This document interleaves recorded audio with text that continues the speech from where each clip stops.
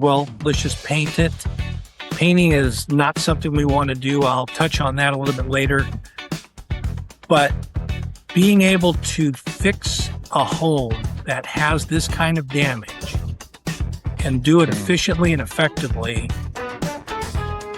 puts you on the map with the real estate community. We get called upon by realtors for this, and we're very capable at it, and we have a process now that can be shared with anybody who wants it.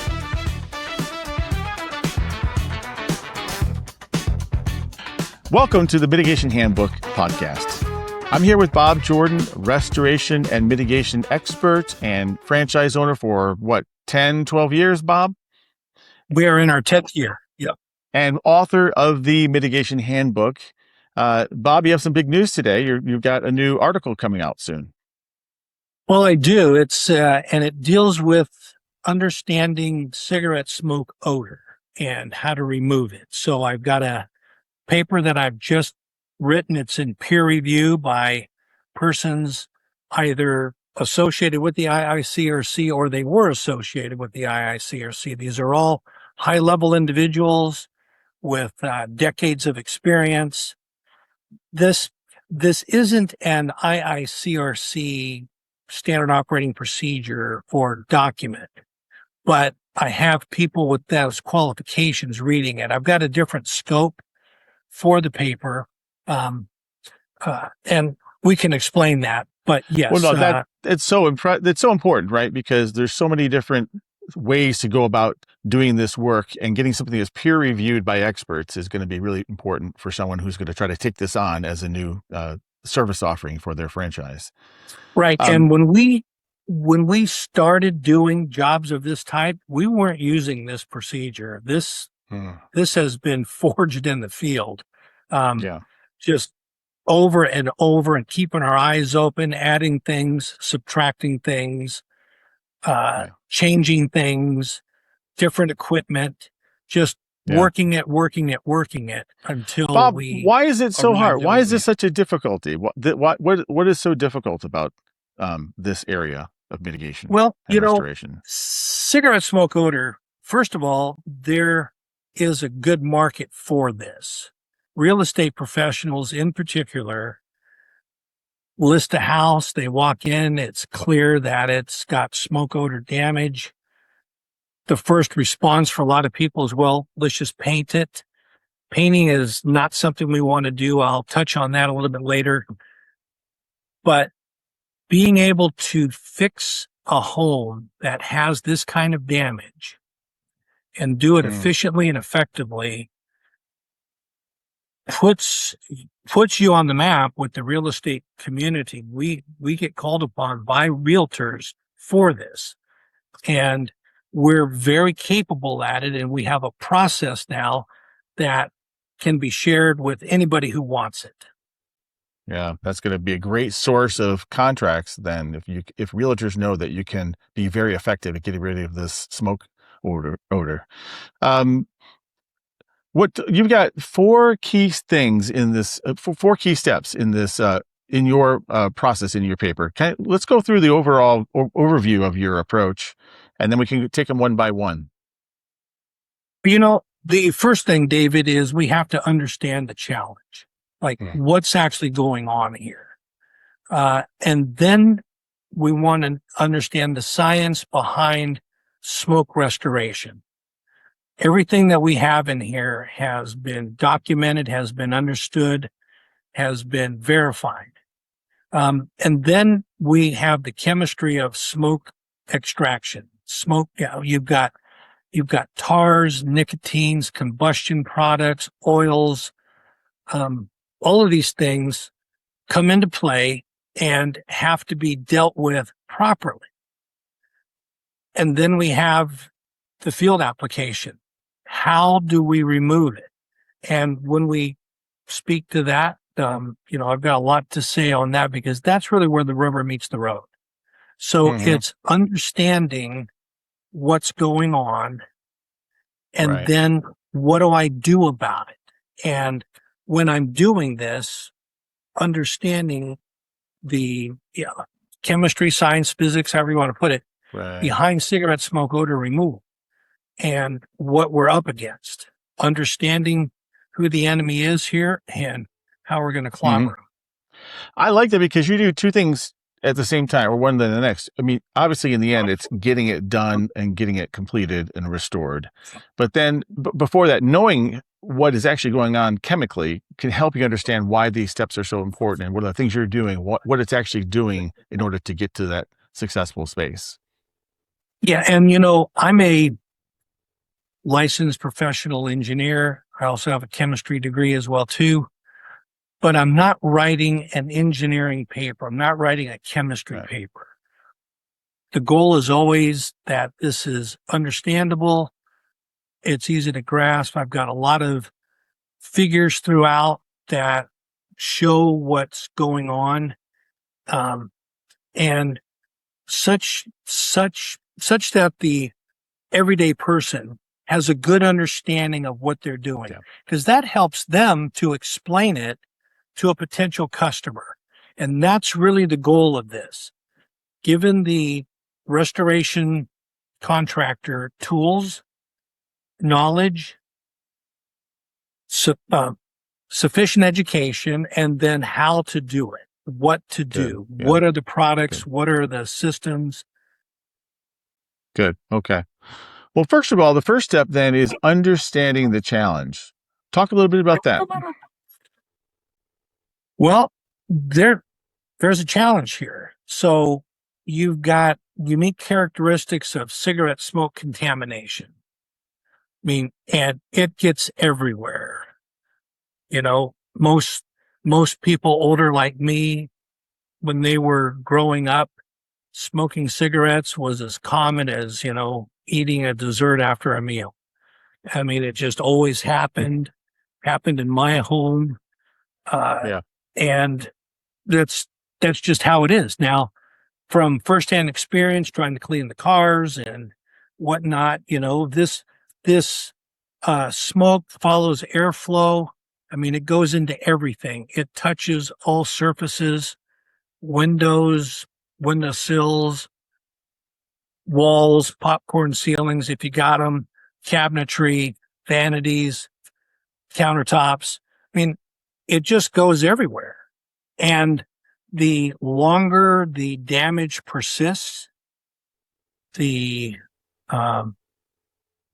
more it's getting into crevices and cracks and getting deeper into the materials. And we discussed that and what to do about it and how much to do about it.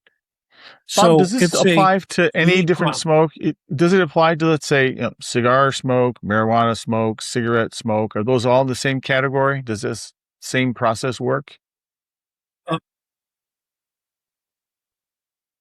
Yes, generally, but there can be exceptions.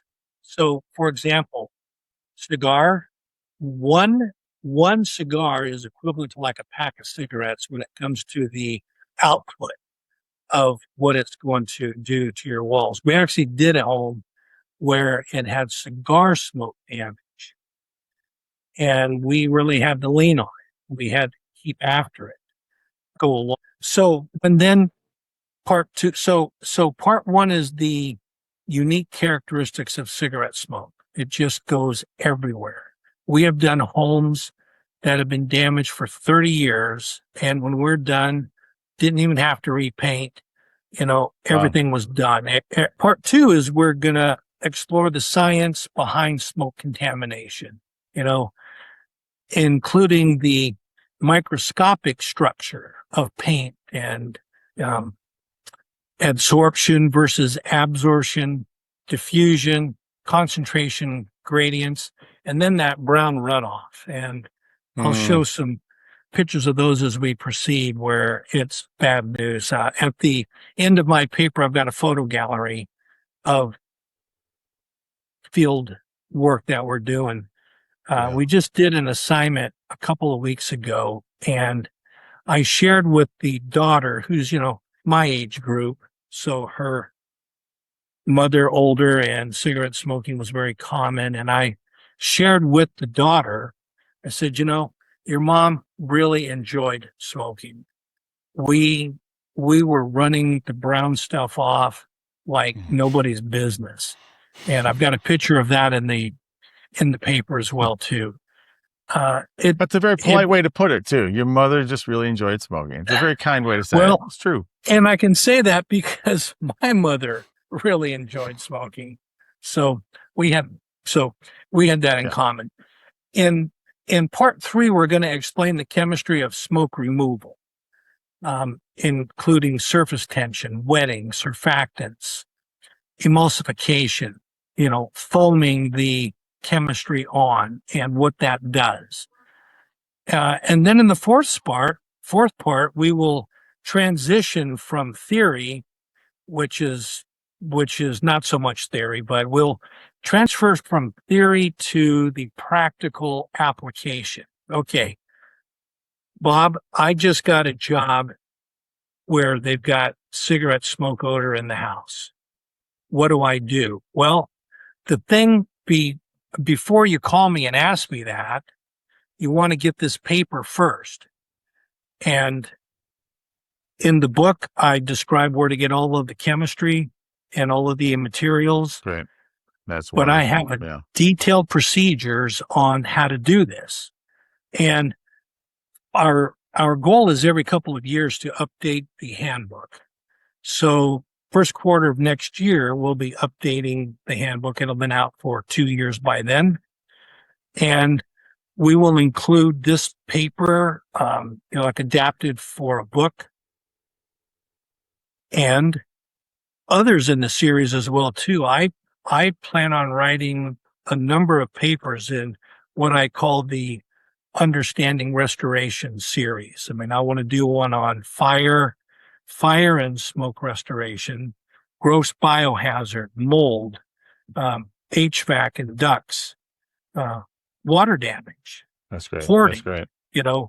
Odor, and others as well too. The more services that an individual can provide, the better they're going to be. And these are specialty. Okay. Anybody and his brother can get into water restoration, and anybody and his brother do get into water restoration. There's plumbing companies that have a water side to them. There's carpet cleaners who have a water side. And if you can get a dehumidifier and some air movers and an air scrubber, you're in business. Okay. These services are specialty. These are self-pay, not covered by insurance. People need it done, and it's a good revenue source. It's a good revenue source for us. The job that we just did, it was a $15,000 job. Probably maybe 1,000 square feet. How long did it take you to do that job? We were probably a crew of 2 can do something like that in probably 4 days, 3 to 4 days. Gotcha. Okay. Yeah. I mean, from the time that you walk in until the time that you're out and everything, the windows are now cleaned. Everything's been treated. Fogging's occurred. I mean, it's just clean as a whistle now. Comprehensive cleaning. Very comprehensive. Okay. Yeah. And every restoration professional should be providing such a service. Cigarette smoke odor goes everywhere. It goes into porous surfaces. It goes into semi-porous surfaces. It goes into ducts, carpet, furniture. Okay. What do you do? And these, long-term damage, the longer the damage, the more acute the problem is going to be. And let me give a very practical example of this, of material. And that odor, if it's on a surface, of course, it comes off the surface and into the airspace, and that's what we smell. We don't smell what's on the wall. We smell what's exuding off of the wall, as it were. Right. So there's a very limited amount, and we've done this a couple of times. If you don't get there right, and when we do go, we just simply fog the place with Odor X tobacco attack, thermal fogging, give it a good dose of that, wipe down a couple of surfaces, and that's about it. When it's 30 years of damage, which we've done that, and it's just running off the walls, okay, you can't just fog that. It's a whole You can't different just game set at up that a point. Yeah. hydroxyl generator Right. because the damage is on the wall. So, I've got various figures throughout the paper. Figure 1 is just showing smoke going up, up, up there and everywhere. And, in the next example picture, we show when we're applying the chemistry to the walls, how it starts to now, you get this brown film running down with the liquid. Yeah. Yeah. Yeah. And we'll certainly talk about that more within the part 4. Okay. Application. We have a little bit here on what's behind cigarette smoke. And really the worst thing that anybody can do on a cigarette smoke damaged surface is to paint the surface. That's the worst thing. I show an example of that where odor can come through the paint. So here's your wall and it's got cigarette smoke damage and it's painted. So here's your film. You've painted over it. The odor can still permeate through the porosity of the paint. Now, if you have a Kills type paint or a vapor barrier paint, that'll prevent that. But normal paint, it's just going to come through.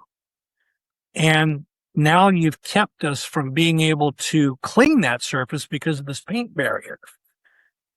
So and when we run into a situation like that, we just tell them, look, we will do the best we can.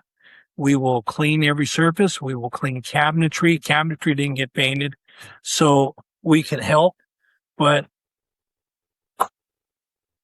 they haven't done themselves any favors by doing that. And so, and then they talk about third-hand smoke, which is smoke that got onto the surfaces and then it comes back off, and that's toxic as well.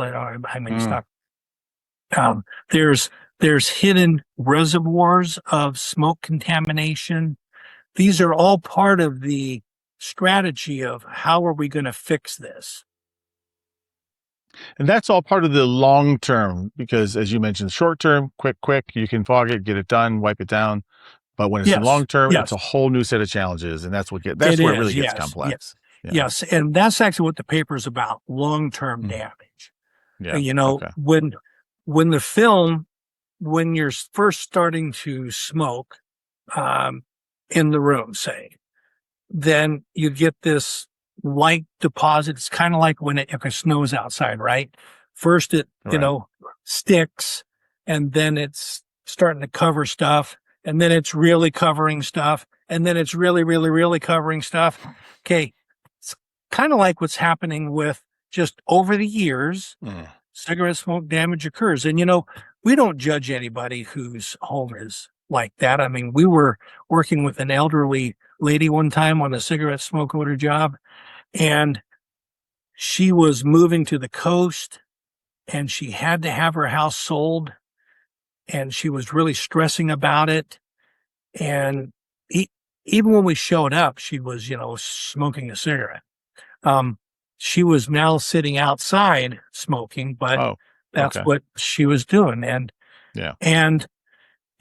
she was really in a spot and we were going to help her. And frankly, I just grabbed her hand and I said, is it okay if I pray with you that the right family will come and that we'll have this home fixed? Wow. And that's what happened. And we got the home fixed, and a young family with a couple of kids bought the home. She was happy. She was on her way. The family was happy. Everybody was happy. And on that job, we were the second on site. The first company who gave their presentation, They were only going to set up hydroxyl generators, and they were going to put them throughout the house. Got it. Anybody who's familiar with Xactimate pricing knows that hydroxyls are not inexpensive. And those hydroxyls will work when they're running, but the film is still on the walls. Right. So when the odor's coming off, the hydroxyl chemically converts that, and it smells good. But you turn those machines off and take them away, then here comes the odor again. You haven't gotten to the source of the problem. You haven't gotten to the root of the issue. That's right. And the first rule in odor control, I was taught this by John Otero, is remove the source. You've got to remove the source. Yeah. You just, you can't have a bowl of, I'll just call it Limburger cheese, okay, sitting on the table, and you're cleaning everything around it, but here's this bowl of awful smelling stuff, and you can put anything in this bowl you want.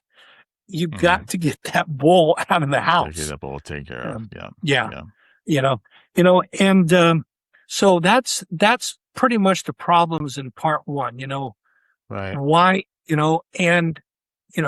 things are happening. Why do surfactants help? These are all tools that we're going to explain as we go along. Okay. Then, like in part two in the paper, we've got the science behind smoke restoration. And that's where we talk about paint porosity and the porosity of materials. And we show cross sections of a painted wall showing the paint film under magnification. Paint is an engineered coating. Now, the paint doesn't clean anything. We don't want to just paint over damage. You're just painting over contaminant. And nobody worth their salt wants to just cover the damage. We want to remove the damage. So we have to understand what paint is all about. And there's adsorption and there's absorption. I also have a definition section in the Yes, I saw that. I learned what adsorption and absorption was. That was the first time. Sure. Add like onto it, into it. Right. And when we're doing the cleaning, one application isn't always going to do it. And surface texture matters. Smooth walls with a high gloss paint. It's going to be easier to do that than a flat paint on a heavy knockdown wall. Okay. You've just got a different surface, and all of that plays into this. And our process accommodates this stuff. The more and more you're doing successive cleanings, the more and more the brown still is coming out, but it's less of it. And that's because of the porosity of the paint. That the odor is embedded in. So you clean the surface, but then these porous zones are now allowing material to come out. And our chemistry that we use promotes these contaminants to be extracted. Bob, what happens if somebody has smoke, cigarette odor for a long time, has it in the walls, and then they try to paint over it? Can you still restore it, even though they've already tried painting over it? So we have done such assignments before. We have told the people up front, we cannot guarantee our results.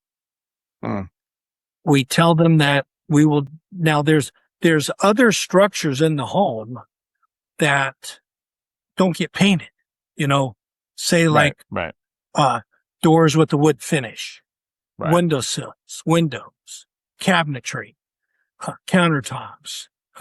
All of these things are also odor producing because they have the film on them, and then that exudes back out into the airspace. So we can clean those, of course, thoroughly. We have found that we have to hit a wall, many times. Now, we can do that. And we can tell them, look, we will do so much. Now, one of the things which is notable about odor is that maybe we're out of 10, say, let's just say that the odor is out of 10. We can bring it down to a 3. Right. Okay. So maybe you may can not still eliminate detect it, but you're going to, gotcha. Right. Okay. Now, what we tell people is that the source of damage has now stopped. So anything that comes into the airspace and gets whisked away due to windows being open, people coming in and out of doors, then that odor itself is gone forever. And there's only a finite amount left. We have addressed the majority of it.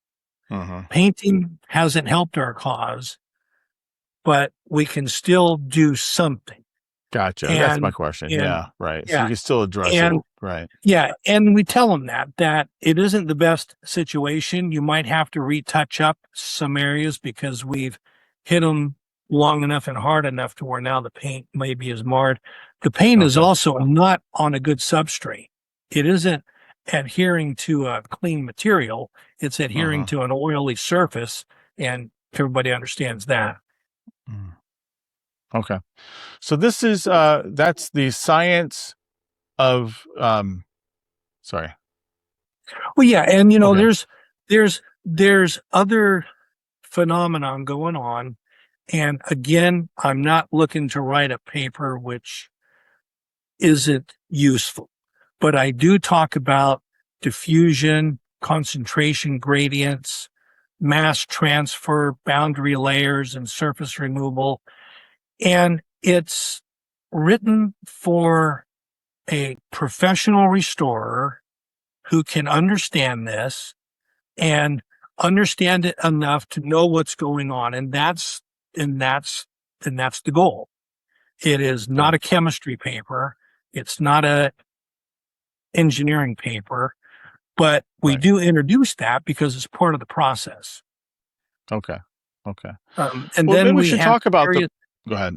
Yeah. Go ahead. Well, Sorry. and then we have various, so there's a lot of text, but say, for example, figure 14, gives a lot of little pictures of what's going on. So when you mix the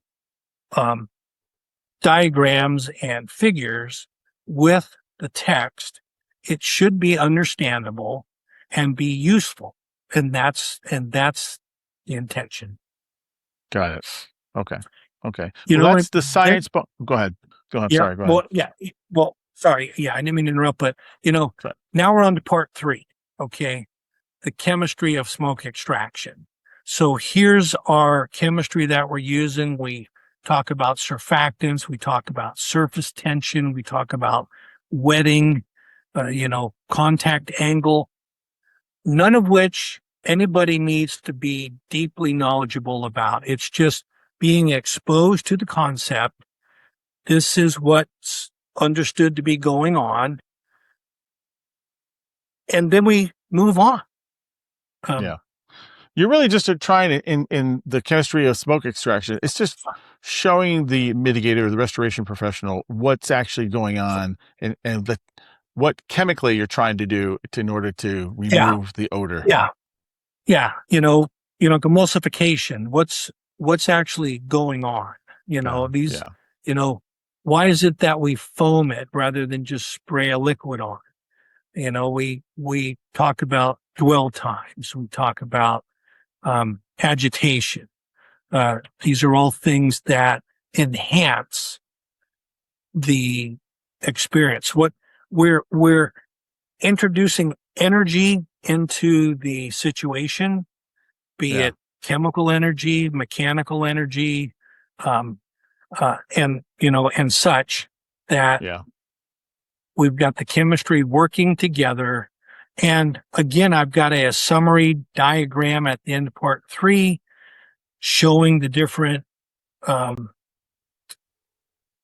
phenomena that we understand is going on during during the chemistry of smoke extraction. Again, not a chemistry paper.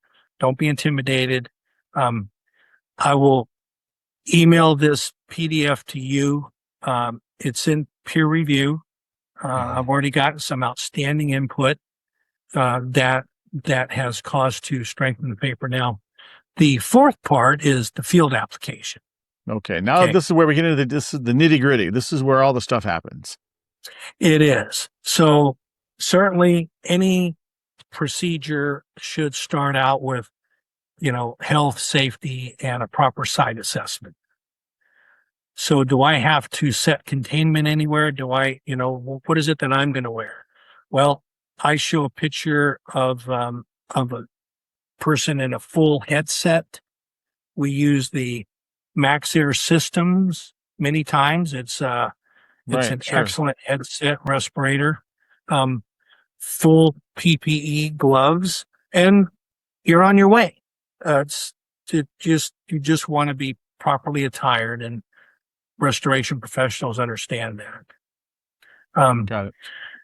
You want to do a proper site assessment. Maybe there's situations to keep you from maybe doing something. Maybe we've got asbestos containing materials that are going to be disturbed, lead materials.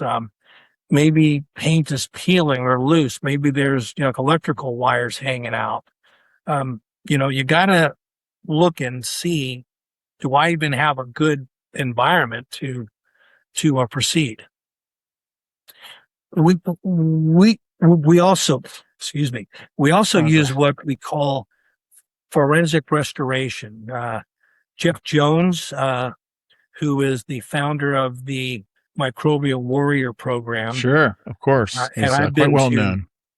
And I've been to multiple of his courses. They are outstanding. The best hands-on course I've ever been to. And I've been to many good ones. Jeff's is thorough and detailed, and we want to do forensic restoration as well. We want to be systematic and scientific about what it is that we're doing.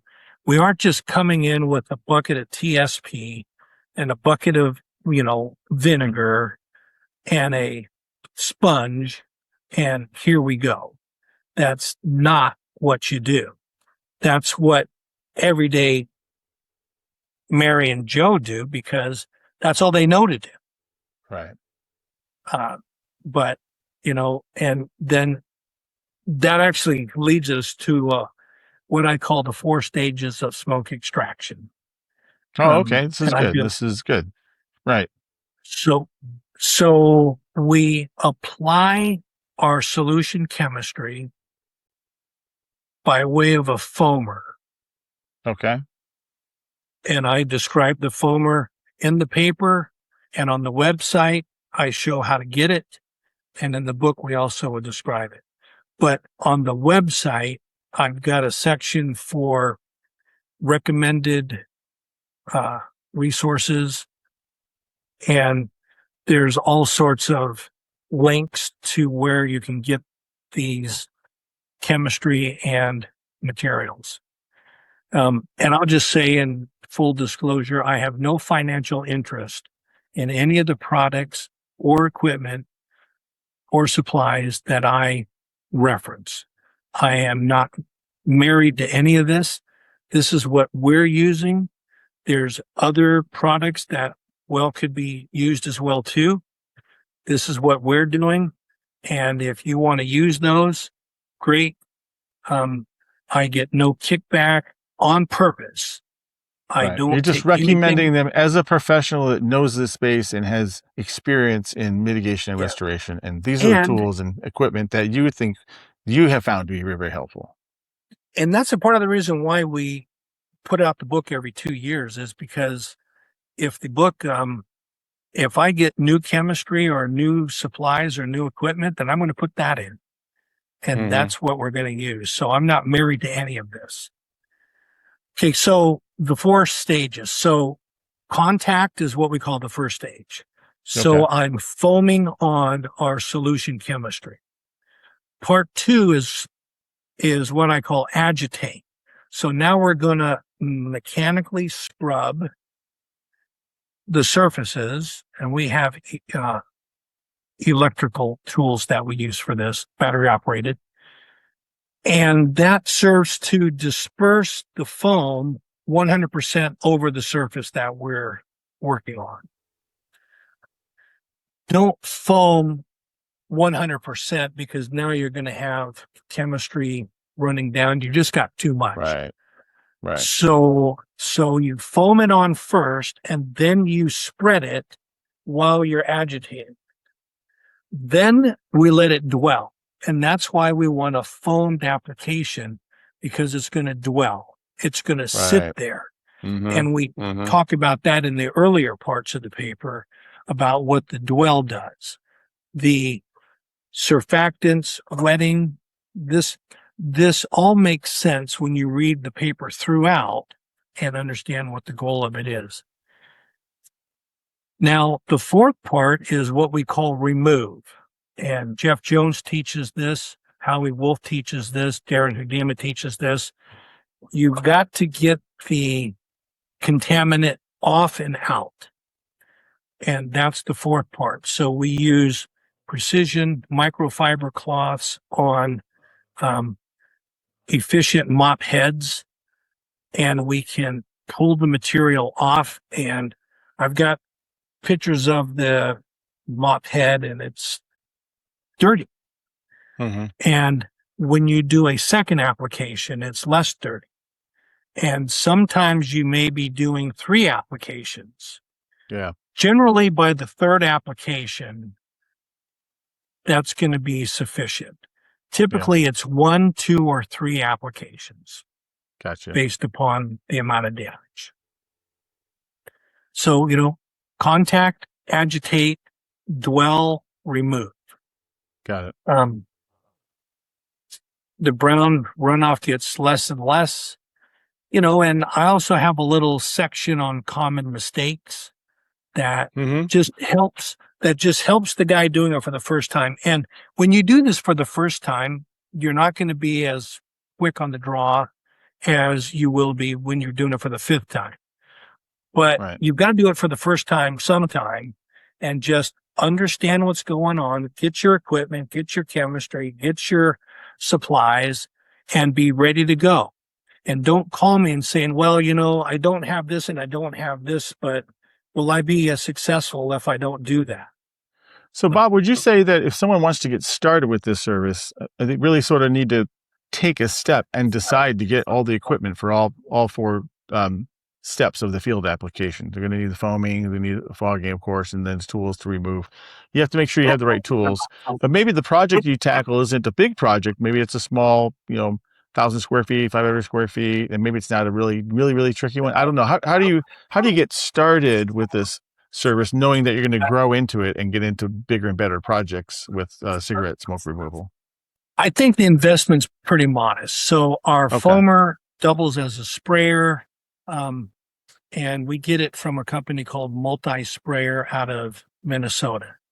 It is the single best sprayer we've ever had, and we've gone through multiples before I was finally made aware of Multi Sprayer.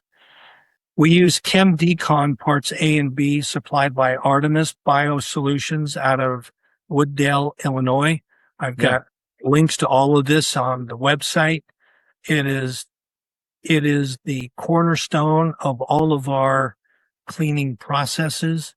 We use Ryobi telescopic power scrubbers that are battery operated. I show pictures of this in the paper. We use microfiber cloths. They're very efficient. We use them one time, throw them away. We don't wash them. They actually lose some of their ability to pull stuff and keep it and hold it. Yeah. So we're not just wiping it down with a cotton, paper towel. We are doing things for a reason, and we're very satisfied with our process. Got it. So we have found that the Chem Decon A and B works well on all surfaces. Yeah. You don't go in with harsh degreasers.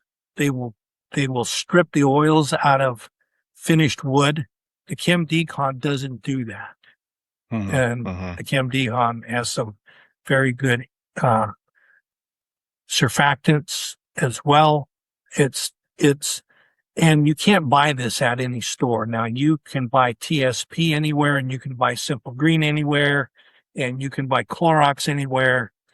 You can't buy Chem Decon anywhere. It was formulated by Sandia National Laboratories for anti-germ warfare for the military.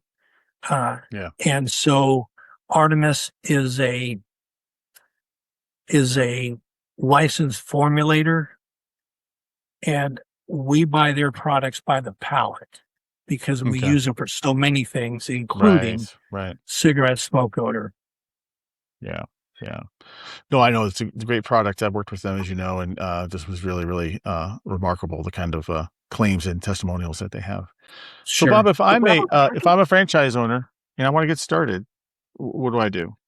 Like, hey, this is a good idea. I saw this. I would get the Mitigation Handbook, of course. But what do I do? How do I actually turn this into another revenue stream for my franchise? Well, so sales-wise, we like to pursue realtors. And certainly it's on your website. You make it known. Your sales staff knows about it. And you start getting the word out that you can do cigarette smoke odor. I have other franchises that are on my border here, and I sent all of them this procedure. There's enough work to go around, and you do one of these a month, and that's a pretty good revenue stream. You figure the average.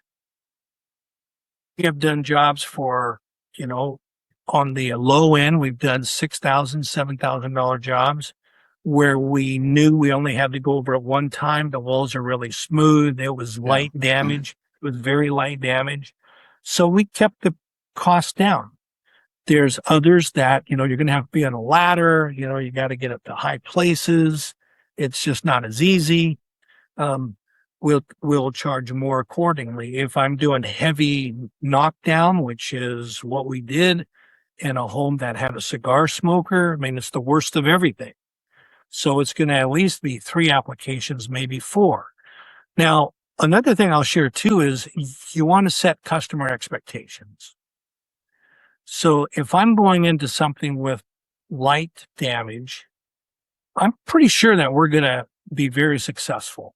If I'm going into something with heavy damage, very rough, dull paint surfaces, very porous, years of damage, then what we'll tell people is, okay, we guarantee that we will clean the surface and that it'll be ready for paint.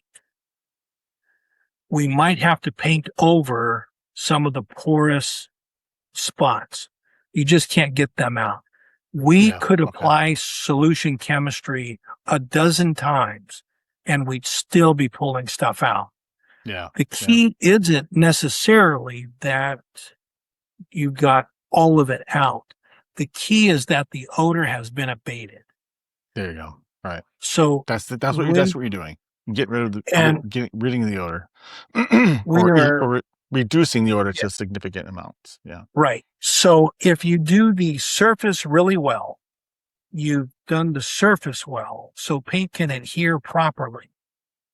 That's the best thing you can do. And sometimes people tell us, look, we're going to paint after we're done. I mean, maybe a 30-year-old home has 30 years of damage. Well, the walls, if they've never been painted in 30 years and they're scuffed and they're nicked and, maybe they're going to paint it anyway. And that's good for us because now maybe I just do 2 applications rather than maybe 3 if it's a particularly rough one. These are all things that the contractor can size up when they're there for the first time. We have been very successful with cigarette smoke odor, very successful. profitable. We've got it down. It just works well, and everybody should be doing this. Foamers that we recommend through multi-sprayer, well, we also use those when we're doing spraying for attic mold. It's the same system. Yeah, and we use it for foaming other surfaces, maybe like a very bad Cat 3 loss, or when we're doing illicit drug work, say. Right. There's many applications for everything that we're using for cigarette smoke odor. So here's the process. Write for the paper, and the way you do that is you go on to mitigationhandbook.com, and there's a place to contact us. So just enter in what you want. On that same site, you can access the book. It's on Amazon. It's on Barnes and Noble. I don't sell the book myself. It's just out there for like anybody to get.